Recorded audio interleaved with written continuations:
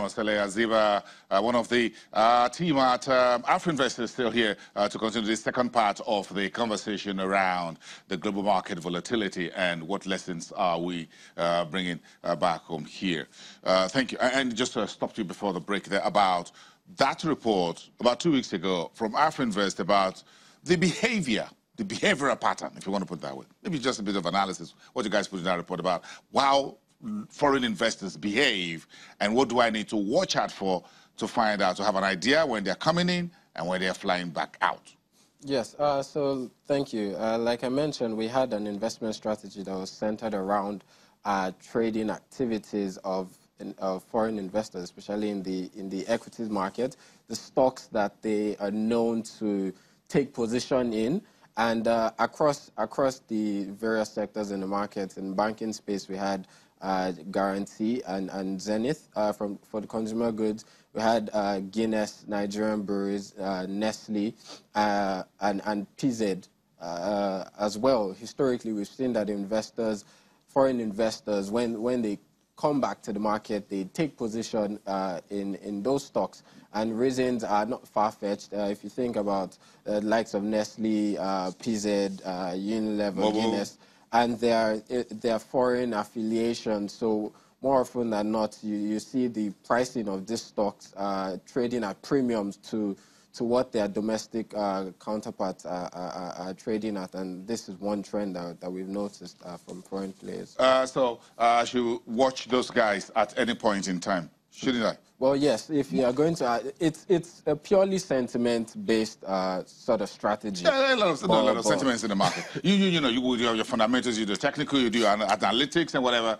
But at the end of the day, it all boils down to some measure of sentiments, how you, whatever you watch on the TV overnight, or perhaps the movie, or whatever it is, then you wake up the following morning and you just don't like that cup of tea. And you just believe that, hold on a second, why am I doing this here? Come on, I need to just move gear. And you just come back and just say, look, I need to move something about my portfolio. I'm sure you get that all the time from clients. You just wake up one morning and say, move things.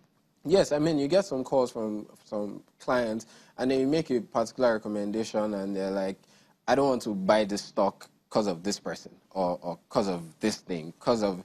You hear various reasons, and I mean, for the clients, it's their right to have such opinions on stocks. So. They don't like my face.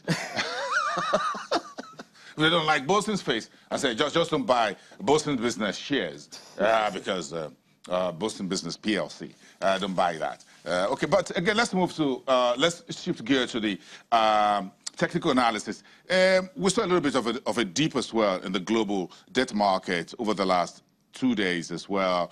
Got a bit knocked a little bit with the equities, even though they took the broader, the deeper end of the drive. Do you think the bond market is also knocked a little bit? Yes, trading activities for our domestic bonds market over the last 2 days has been largely bearish. We've seen sell-offs across tenors, and even looking at corporate euro bonds performance, especially for euro bonds, SSA, sovereign euro bonds in sub-Saharan region. Sentiment has been largely bearish since the start of the week, and same for Nigerian corporate euro bonds. We've also seen sell-off. So this general bearish global sentiment has also been seen in the market. But if you take that back very quickly to the Naira end, is there any turbulence? We've seen some level of turbulence at the Treasury bill space. It was last year from September or so when the government made the announcement of rebalancing our portfolio. Do you think this turbulence is a positive one? Well, yes. I mean, so we've started to see a moderation in short-term interest rates. We've started to see a normalization in the yield curve as opposed to what we had for a greater part of the first half of last year and even up into the third quarter where you had... So you're talking about normalization. I'm looking at 14%. That's still really high. Yes, but compared to 17, 18%. That's just about 3%. I was looking for single digit. at some point, and you said it's a normalization. It's a double digit. This is still high for the Nigerian government borrowing, 14.8%, 14.9%, 14.55%. Yeah, but if you consider the fact that MPR is at 14%, inflation still remains within double-digit range, we're probably still going to see yields at this current level for the near term. No, this is a little bit unsettling. I thought that doing this is a $1 trillion something, or kind of? Yeah. Yeah, about 3 trillion naira, thereabout. So if you repackage all of that, and we're still coming down to, we're still sticking around double digit, mid double digit on treasury bills, that's still high. Well, yes, it's still high, but if you look at it in context of a comparison of what it is now to what we used to have, like I mentioned, 18, 19, even as high as 20%, and we've seen that crash to 13%, yes. Thereabout. We've seen improvement. Bondholders don't want to let go. What's their fear? What's their worry here? Is it inflation? Is it interest rate? Or they just feel that, hold on a second, why should I get single digit for giving this money to the government? Oh, hold on, I didn't cash out at 20 or 18 or 19. Why should I hold this for double digit? Yeah. Also for single. For a bondholder, what you're looking at is ensuring that you can still earn your real interest rate still remains positive. So, like I mentioned, as inflation rate remains within the double digits level, investors are going to demand higher rates on their on the bonds, and that's what we're seeing in the market. So yes, we've seen some moderation, but we don't believe it will go significantly lower than what we currently have in the market. Even with the DMO looking at February savings bond auction around 12? Around 12% thereabouts. Yes, like I mentioned, we might see some moderation in yield, but not significantly.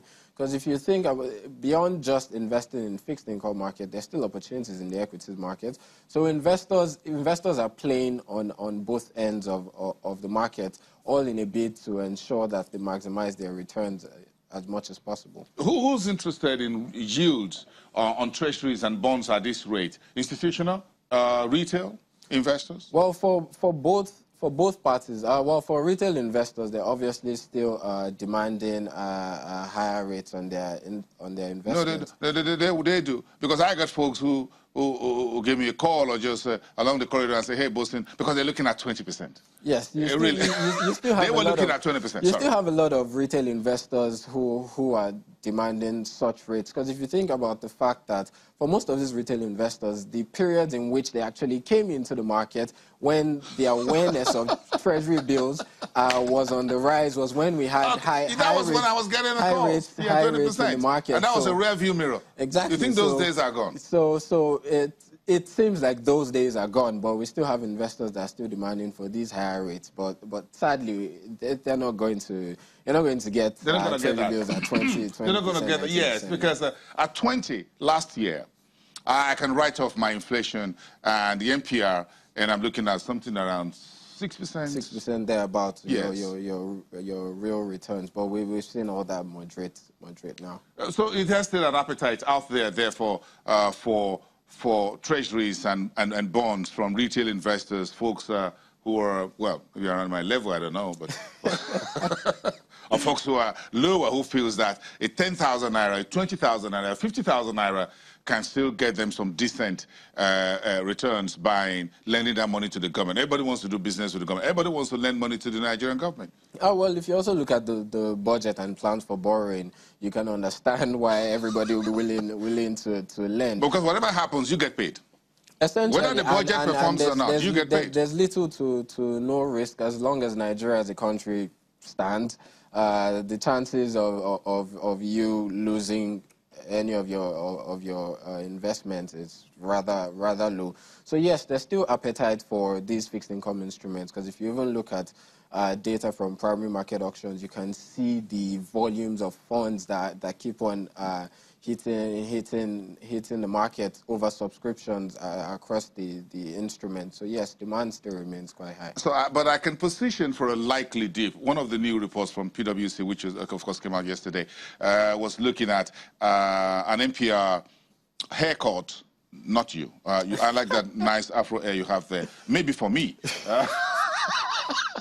I can go lower than this. But I like that. So maybe you get a haircut. But seriously, NPR, 200 basis points by March. That's what PwC put in that report yesterday. And by September, a hike of 200%. Oh, sorry, 200 basis points, pardon. 200 basis points in March, lower, and a hike of 200 basis points forecast in September. Within the same year, by the same margin. And all because of the pre-election 2019. Yeah, well, yes, there's that concern that closer to the end of the year, there might be pressures from the political sphere in order to sort of drive rates lower, to sort of encourage borrowings to the real sector. Although that concern remains, we might not necessarily see that happen, because what we've seen the CBN has used to sort of keep rates in check since last year has been the use of its OMO auctions, and not necessarily the benchmark rate. Right. So even tweaking the rate might not necessarily have the desired impact. But you see, the central bank almost on a daily basis since January the 1st, 2018, OMO auction almost on a daily basis. Yes. And you see this increasing strongly from the second half? Well, there's a chance that it could, in order to sort of drive the rate lower than like I mentioned. And we've also seen huge volumes of liquidity in the market. So in a bid to also mop up this liquidity, the CBN has embarked on the OMO. So the easing, the monetary easing we're talking about may not really be about NPR. Not necessarily. It might not necessarily be about the NPR that we're talking about. And if you also consider the fact that easing of monetary policy currently might not necessarily lead to increased credit extension from the banks, as risks still remain in the system, it might have a null impact, essentially. Essentially. Thank you. Thank you for coming. And by the way, a nice hair there, level there. I keep mine. Have a great day. Aziva from Afro Invest.